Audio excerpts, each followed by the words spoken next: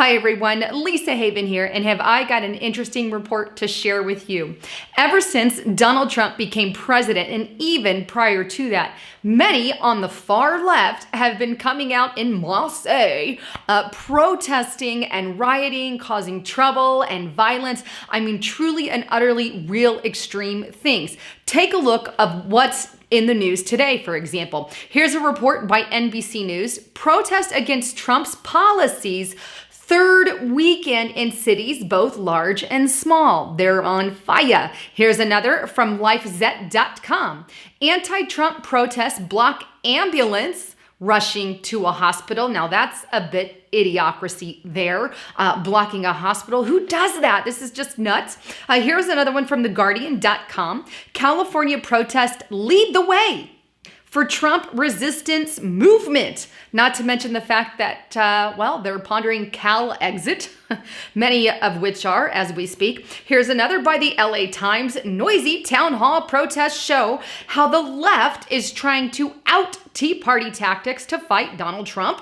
Here's another by USA Today. Anti-Trump protests kick off near the Super Bowl. Obviously, they can't leave that out. And then Washington Post. And here they're actually pushing people to protest, which we find a lot of in the lying fake media like Washington Post and many of the others you heard here today, because they're pushing this whole protest violence agenda. But Trump protests are likely to continue more now than ever before. Well, thank you for that tidbit, Washington Post. But here's the thing. I've been thinking, all these are increasing in intensity. More protests are happening, not only here in America, but worldwide. Why? How can people be so brainwashed, there might be a stronger word I don't want to use, but nonetheless, so brainwashed to believe that they are driven to those levels of not only out in the streets causing tension, riots, blocking ambulances, blocking people's way to get into, when Trump's inauguration. I mean, these are pretty extreme. And this is what the left is doing, and those on the far left. Why? Well, it starts with this, Agenda 2030, also or formerly known as Agenda 21. This is something they're pushing in the schools, in the colleges, and they're brainwashing a lot of, the upcoming generations. Therefore, we have this movement in Marseille, again, so to speak, that is coming out and doing these violent things. Now, here's what is just the nuts and the bolts of it. In Agenda 21, in World Economic Forum's risk report, and many other globalists, United Nations, all of these globally minded New World Order organizations tell their victims, because that's what they are, they're victims. And they say, look, if we don't stop the population, because there's a population, we're all gonna die. If we don't cut kids off from, continue abortions. If we don't cut some of the population down, we're all going to die. And these people take that in, they're like, oh, you're so right.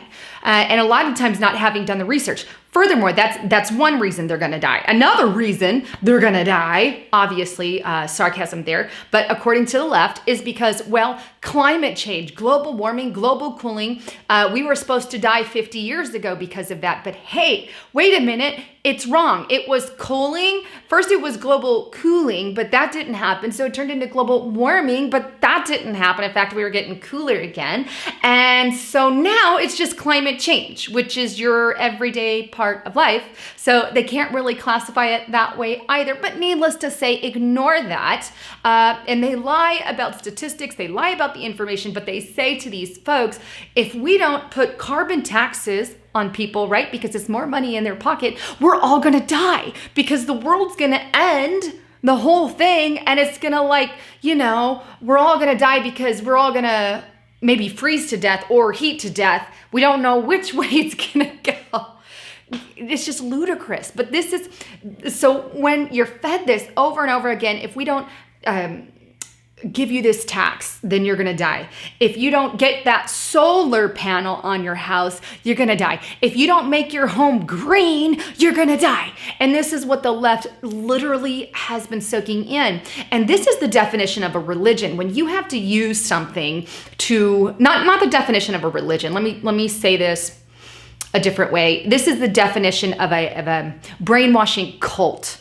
Religion wasn't the right word, but brainwashing cult that takes its victims and makes them think, if we don't do something about this, we're all in trouble. This is what is happening here. And so the left has managed to convince all their victims that if they don't pass their policies, if they don't listen to what they tell them to do, then they're all going to be doomed for humanity's sake. For the sake of humanity, you have to down the size of your home. For the sake of humanity, you have to stop buying so much stuff. In other words, be poor. See, this is the agenda that they're attempting to push. We don't need stuff. We don't need to consume. We don't need to buy products, because they want a poor, controllable mass and a rich group, poor and rich. And that's what you get from socialism. That's what you get from communism. And the Democratic Party is really no longer the Democratic Party. It's become a communist, progressive party. When you have candidates like Hillary Clinton, who's a staunch progressive up there, that's socialism. That's a problem. And she's running on a Democratic ticket. Now, the Republican Party isn't really the Republican Party anymore. They've kind of just both gone to the crapper on their own. But there are some salvages in there that I think are workable. Needless to say, this is what's going on, and this is why the leftist liberals freak out and panic, because they think everybody's going to die if these things don't happen. Therefore, violence breaks out, riots breaks out, more tendencies to do things in order to make people stop so we can all live happens. It's just insane. But here's the other part of that, is you don't see the other side, so to speak, saying you're all going to die if we don't stop oil. You're all going to die if we don't stop doing this or that. No, it's more of a common sense on your head. Use your common sense and look up the facts and details. Anyhow, I just wanted to share all of that with you guys and get your take on it, because that's really what it is. And we have to understand that those on the very far left, they truly are on that level. Those who are far left, anyway, not all of them, that they think everyone's going to die if we don't follow their rule. And this is why I think that we could see more riots, more protests, an upkick in many events. And Media Matters, who is it? David, gosh, I'm blanking, Brock, I think. Don't hurt me if I say the wrong last name, but Media Matters wrote that report not that long ago. I did a whole video on it, in which he encourages all his victims to protest Trump even more and cause more chaos, in which he's getting George Soros funding money. Many are getting George Soros money to do these things, but that's because they are led like ducks to the slaughter, or maybe not ducks, let's see. What is the term? Pigs to the slaughter. And that's what's happening here. Anyhow, wanted to bring you the latest on that. Please don't forget, I'm going to be going to Hear the Watchman Conference on March 31st through April 2nd. So if you haven't gotten your tickets yet, you better do that soon before they sell out. But I'm going to have all kinds of great things there. I'm going to have some t-shirts that I'm going to have on hand, and bumper stickers, and there's many speakers that are going to be there. But it's in Dallas, Texas, and it's hearthewatchman.com if you want to check that out. I'd love to meet you guys. And don't forget to use the code HAVEN for $20 off. Anyhow, thanks again for tuning in. This is Lisa Haven signing out.